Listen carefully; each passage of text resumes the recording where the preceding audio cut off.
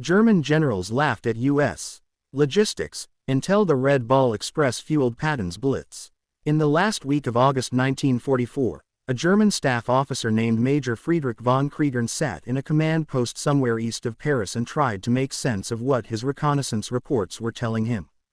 The reports said that American armored columns were advancing at a rate of 40 miles a day. He read it again. 40 miles a day, in his experience, and he had been fighting since 1939, in Poland, in France, in Russia. 40 miles a day was not a rate of advance. It was a number from a fantasy. Armies did not move 40 miles a day, not through contested territory, not with supply lines stretching back hundreds of miles, not without stopping to refuel, to rearm, to rest, to wait for the logistics tail to catch up. He had been taught, every German officer had been taught, that the limiting factor in any offensive operation was not the fighting strength of the forward units. It was supply, fuel, ammunition, food, replacement parts. The army that ran out of those things first lost. And armies always ran out eventually, because the faster they advanced, the more fuel they burned, and the harder it became to get more fuel to them. He had watched Germany's own blitzkrieg operations stall for this exact reason. The 1940 drive through France had nearly run out of fuel before it reached the Channel. The 1941 drive toward Moscow had outrun its supply lines and stopped not because the Red Army stopped it but because German tanks were sitting in the Russian mud with empty fuel tanks. So he read the report again. 40 miles a day, American Third Army, General George Patton, and then a second report arrived. And a third. They all said the same thing. Von Criegern sent a message to his superiors. He told them that either the reconnaissance was wrong, or the Americans had solved a logistics problem that no army in the history of modern warfare had ever solved at this scale. The reconnaissance was not wrong. And the Americans had, in fact, solved it. They had solved it with trucks. With black drivers who had been told they were not good enough to fight. With white officers who didn't want the assignment. With a highway that didn't exist 3 weeks earlier. And with a system so improvised, so desperate, and so magnificently executed that it had no real precedent in the history of warfare. They called it the Red Ball Express. This is that story. To understand the Red Ball Express, you have to understand the situation in France in August 1944. The Allied breakout from Normandy had begun on July 25 with Operation Cobra, a massive aerial bombardment followed by a ground assault that cracked the German defensive line that had contained the Allied beachhead for nearly 2 months. For 7 weeks after D-Day, the Allies had been bottled up in Normandy, fighting hedgerow by hedgerow through the Bocage country, taking casualties at a rate that was becoming difficult to absorb, unable to exploit the numerical and material superiority that everyone knew they possessed. Then Cobra worked, the line broke, and the Allied armies began to move. They moved faster than anyone had predicted, faster than the planners had built their logistics system to support. General George Patton's Third Army was activated on August 1 and immediately began driving east and south, racing through the gap in the German line, bypassing German units, going around strongpoints rather than through them, covering distances in days that the planning documents had allocated weeks for. By mid-August, Patton's columns had swept through Brittany, turned east, and were threatening to encircle the entire German Army Group B in the Falaise pocket. By the end of August, Paris had been liberated. By September 1, American forces were approaching the German border. The advance was extraordinary. It was, in military terms, one of the most spectacular sustained offensive operations of the entire war. And it was about to stop. Not because of German resistance. Not because Patton's men were exhausted or his tanks were worn out. Because the gas had run out. The logistics system that the Allied planners had designed for the campaign in France was built around a set of assumptions that had made sense in June and made no sense at all in August. The assumptions were based on the pre-invasion plan, which had estimated where Allied forces would be on a given number of days after the landing. Day 60, the plan said, the front line would be roughly at the Seine River. Day 90, it would be at the German border. The plan was wrong in the best possible way. The actual advance had outrun the plan by weeks. By the time Patton's tanks were approaching the German border, the Allied supply system thought they should still be fighting near Paris. The supply system had been built for an army advancing at the planned rate. It had pre-positioned fuel and ammunition dumps at locations that would be behind the front lines according to the plan. It had calculated how many trucks would be needed to move supplies from the beaches and ports to the forward units based on the planned distances. The actual distances were twice what the plan had assumed.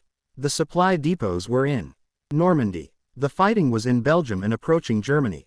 And the gap between them, 200, 300 miles of French road, had to be crossed by truck convoys that were already being run at the limits of their capacity. There was no railroad. The RAF and USAAF had spent months before D-Day systematically destroying the French railway network to prevent German reinforcement of the invasion beaches.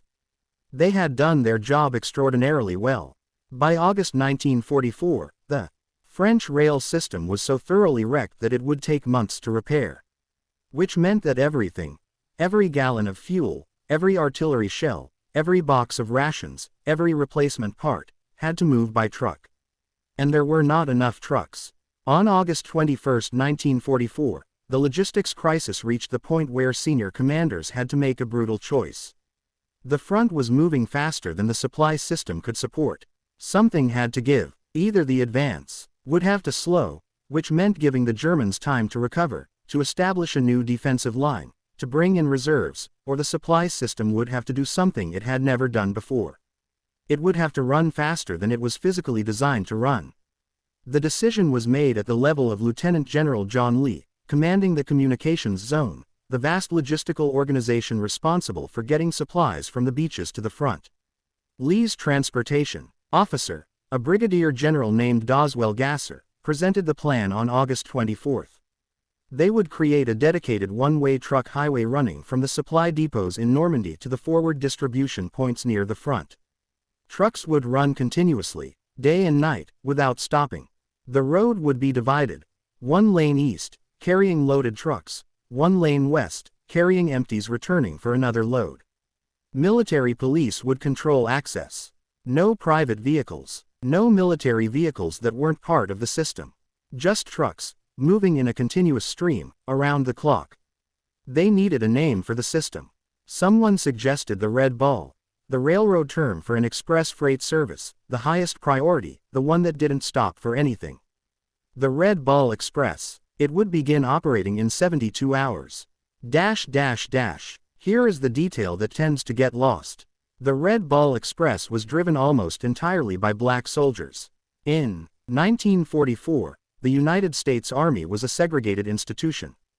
Black soldiers served in separate units, commanded almost exclusively by white officers, assigned to duties that the Army's institutional culture considered appropriate for men it did not fully trust to fight. They drove trucks. They unloaded ships. They worked in quartermaster units, in engineer battalions, in the transportation corps. They were not, in the Army's official view, combat soldiers. They were support troops. What this meant in practice was that when the Red Ball Express needed drivers, thousands of drivers, immediately, right now, to operate the most critical logistical operation in the European theater, the Army had a large, trained, experienced pool of truck drivers already in Europe. They were black. The 3888th Quartermaster Truck Company, the 514th Quartermaster Truck Battalion, the 4058th Quartermaster Truck Company. Dozens of units, thousands of men, who had been driving military trucks since their arrival in England, who knew the vehicles, who could coax a 2.5-ton GMC truck through mud and rain and darkness at speeds that the vehicle's designers had not intended it to maintain. These men had been told, in ways both formal and informal, that they were not trusted with the serious business of war. That their role was to support the men who did the real fighting. And now the Army was telling them that the entire advance, Patton's Blitz, the race to Germany, the possibility of ending the war in 1944, depended on them. A driver named Curtis Aiken, from Georgia, who served with the 3888th Quartermaster Truck Company, kept notes during the Red Ball operation that were discovered after his death by his family and donated to the National Archives. He wrote, "They told us we were not soldiers. They told us our job was to drive trucks and stay out of the way. Now they are telling us to drive through the night without headlights. On roads we have never seen with a full load and don't stop for anything, and the whole army is waiting on us. I said to my sergeant, which is it? He said both. I said fine. I drove. The Red Ball Express began officially on August 25, 1944. It ran along two designated highways, Route N13 going east and Route N174 going west, that were closed to all other traffic and marked with red ball signs at every junction. Military police stood at intersections around the clock, waving the trucks through, stopping everything else. The target was to deliver a minimum of 75,000 tons of supplies per day to the forward depots. In the first week, the drivers delivered 89,000 tons. They drove GMCC-CKW trucks, the 2.5-ton 6x6 that American soldiers called the Deuce and a Half. It was a good truck. Reliable, durable, capable of carrying its rated load over rough roads and considerably more than its rated load when the Army needed it to. But it was not designed to run at highway speeds, fully loaded, for 24 hours at a stretch with minimal maintenance. The Red Ball drivers ran them that way anyway. They removed the governors, the mechanical devices that limited the trucks to their rated maximum speed. They drove at 50, 55 miles an hour, fully loaded, on French roads that had been damaged by war and were not designed for that kind of traffic.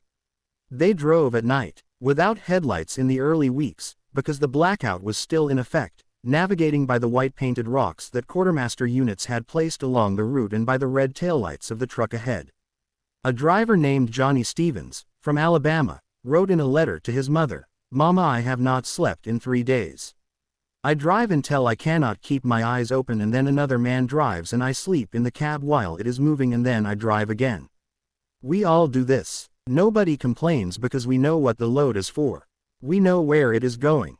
We know what happens if it doesn't get there." The accidents were real. Drivers who had not slept in 40 hours drove off roads. Trucks broke down and were pushed off to the side because there was no time to repair them on the route. They would be recovered later. Bridges that had been rated for lighter loads groaned under the constant stream of fully loaded heavy trucks. The drivers kept going. At the receiving end, at the forward distribution points where the trucks arrived and were unloaded, the scale of what was happening was almost impossible to process. A supply officer with Patton's Third Army named Captain William Sinclair wrote in his after-action report, "The Red Ball trucks arrived continuously. I do not mean regularly. I mean continuously. There was no gap. We would finish unloading one truck and the next would be backing into position. All night, all day, we ran out of men to unload and we used everyone we could find. Clerks, cooks, anyone who could lift a fuel drum. The supply was not the limiting factor. For the first time since we landed, supply was not the limiting factor. For the first time since we landed, supply was not the limiting factor. In the entire history of the campaign in France, that had never been true before. And it was true because of men driving trucks through the night without sleeping. General George Patton understood what was happening better than almost anyone. Patton was not, by reputation or temperament, the kind of general who spent a lot of time thinking about logistics. He was a fighting general, a tank general. His instinct was always forward, always attack, always move before the enemy could react. But Patton had been a soldier long enough to understand the fundamental truth of modern mechanized warfare. An army without fuel is not an army. It is a collection of very expensive metal objects sitting in fields. He understood that the Red Ball Express was not a support operation. It was the operation, the fighting, the attacking, the racing across France. All of that was only possible because men he had never met were driving trucks through the night to keep his tanks moving. Patton visited Red Ball Express staging areas during the operation. He watched the trucks loading. He talked to drivers. This was not characteristic of him. Patton was not, in general, known for his warm relationships with support troops, but he did it. And what he said to the drivers, in several documented accounts, was consistent. He told them that they were soldiers. That what they were doing was fighting. That the German generals who were trying to stop him were being stopped by them, by the men loading fuel drums onto 2.5-ton trucks in the dark. A driver named Henry Williams, who was present at one of these visits, wrote later, General Patton walked up to our truck and looked at the load and looked at us and said that we were the ones winning his war. I had been in the Army for 2 years and nobody with stars on his collar had ever said anything like that to me. I think about it still. The German response to the speed of Patton's advance was, at the senior command level, a mixture of disbelief and professional respect. Field Marshal Walther Model, who had been sent to France to stabilize the situation after the disaster at Falaise, was receiving reports about American supply columns that contradicted everything he knew about logistics. Model had commanded armies in Russia. He understood what it took to sustain a major offensive. He knew that supply lines were the Achilles heel of any fast-moving operation. He had watched German blitzkrieg operations stall when they outran their logistics. He had watched Soviet offensives stall for the same reason. He could not make sense of what the Americans were doing. A report from his intelligence staff, dated September 2, 1944, noted that American supply continuity during the August offensive defied standard operational analysis. The report stated, with evident frustration, that American logistical performance during the breakout exceeded what German operational planning doctrine considered achievable. It recommended further investigation into American supply methods. Further investigation would eventually reveal that there was no mystery. The Americans had taken every truck they had and driven them continuously without stopping. They had not invented a new technology or discovered a logistical principle that German doctrine had missed. They had simply refused to accept that what the trucks could physically do was a fixed number. They had run the trucks harder than trucks were supposed to be run, driven by men who were not supposed to be trusted with important work, on a schedule that was not supposed to be sustainable. And it had worked. There is a number that tells the story more clearly than anything else. In the 82 days that the Red Ball Express operated, from August 25 to November 16, 1944, its drivers moved 412,193 tons of supplies to the Allied front. 412,000 tons. In 82 days. They used nearly 6,000 trucks at the peak of operations. They drove a combined total of millions of miles. They ran through tires at a rate that outstripped production. At one point, the Red Ball was consuming tires faster than American factories could ship them. They ran through drivers the same way. Men who collapsed from exhaustion were replaced by other men who were equally exhausted. Of the roughly 75% of Red Ball Express drivers who were black, almost none of them received the recognition that their white counterparts received for equivalent service. The Army's institutional indifference to the contributions of black soldiers, which had been present from the beginning of the war and which the Red Ball had done nothing to change at the policy level, meant that the men who had made Patton's Blitz possible came home to an America that still did not fully acknowledge what they had done. Curtis Aiken, the driver from Georgia whose notes survive in the National Archives, did not receive a commendation for his service with the Red Ball Express. He drove for 60 days without a break. He brought fuel to the front that went into the tanks of the 3rd Army's Shermans. He helped fuel a military operation that historians now regard as one of the most impressive sustained advances in the history of armored warfare. He came home to Georgia in 1945 and drove a bus for 30 years. Patton's advance, fueled by the Red Ball, reached its operational limits in September 1944 not because the Germans stopped it but because the Red Ball itself finally reached the edge of what was physically possible. The supply lines had grown so long, the trucks had been run so hard, that even the Red Ball couldn't keep up. Patton's tanks stopped at the German border and waited for the supply situation to stabilize. They had covered 300 miles in 3 weeks. German staff officers, trying to write their after-action assessments, struggled to explain it in the terms that military doctrine provided. How do you account for an army that moves 40 miles a day when doctrine says 20 is exceptional? How do you explain a logistics operation that sustained that advance for 3 weeks across roads that were never designed for it? Major Friedrich von Criegern, the staff officer who had read the first reconnaissance report in disbelief, eventually wrote his own assessment after the war. He was direct about what had happened. He said that the German operational planning doctrine contained no framework for the kind of logistical performance the Americans had demonstrated in August and September 1944. He said that the Red Ball Express had achieved something that German military education taught was not achievable. He said, "We thought American logistics was their weakness. We were wrong. It was their weapon. The Red Ball Express ended on November 16, 1944. The French rail network had been sufficiently repaired by then to take over the bulk of the supply burden. The trucks were pulled back. The highway signs came down. The military police left their posts. The drivers went back to their units. Most of them went back to doing the work the Army had always told them they were suited for, driving trucks, unloading ships, staying out of the way." The war in Europe ended in May 1945. The Rhine had been crossed. Berlin had fallen. Germany had surrendered. Among the reasons it had ended the way it did, in the time it did, rather than a year later, rather than after a defensive line on the German border had been established and held through another winter, was 82 days in the summer and autumn of 1944 when men nobody thought were soldiers proved that they were. They drove through the night.